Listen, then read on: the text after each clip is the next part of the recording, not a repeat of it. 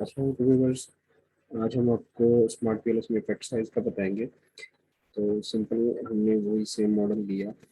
तो इसमें हम सिंपल कैलकुलेट में जाएंगे, पीएलएस एलोगेथम पे क्लिक करेंगे और इसको हम जस्ट ये फैक्टर्स पे करके स्टार्ट कैलकुलेशन कर देंगे।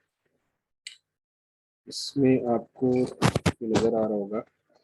इसके अलावा हम इसके साथ एक रिजल्ट्स और भी निकाल लेते हैं। इसमें बूटस्ट्रैपिंग भी कर लेते हैं।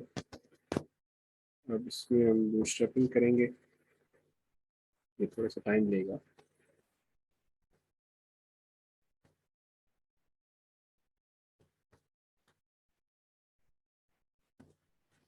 बूटस्ट्रैपिंग में आप यहाँ पे देख सकते हैं कि ए और ई ये दो ऐसे इंडिपेंडेंट वेरिएबल्स हैं जो जिनका इम्पैक्ट सिग्निफिकेंट आ रहा है।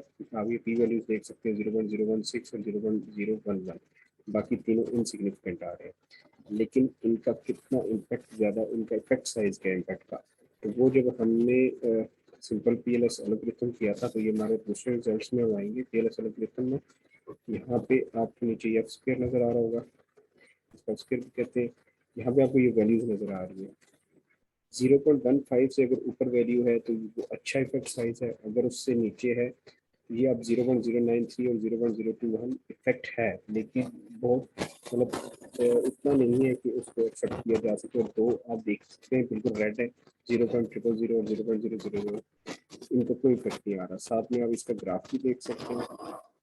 इस ग्राफ में आप ये देख सकते हैं ग्रीन है, ठीक है, ये 0.15 ऑलमोस्ट उसको टच कर रहा है। तो ये इसका इफेक्ट सिर्फ ई जो है एम्पैथी जो है इसका इफेक्ट सॉरी सबसे ज़्यादा आ रहा है। बाकी आप देख सकते हैं जो चार हैं वो रेड है, तीन का तो ना होने के बराबर है और एक का है, लेकिन वो भी थोड़ा इफेक्ट है। तो यहाँ से आप ये इफेक्ट साइज भी देख सकते हैं। अगर आप इसकी भी रिपोर्टिंग करना चाहें वैसे एक्सपोर्ट टू एक्सेल करके आप इसको रिपोर्टिंग वगैरह कर सकते हैं। इफेक्ट साइज के लिए बस इतना ही था। इंशाल्लाह नेक्स्ट वीडियो में फिर मिलते हैं। थैंक यू, अल्लाह हाफिज़।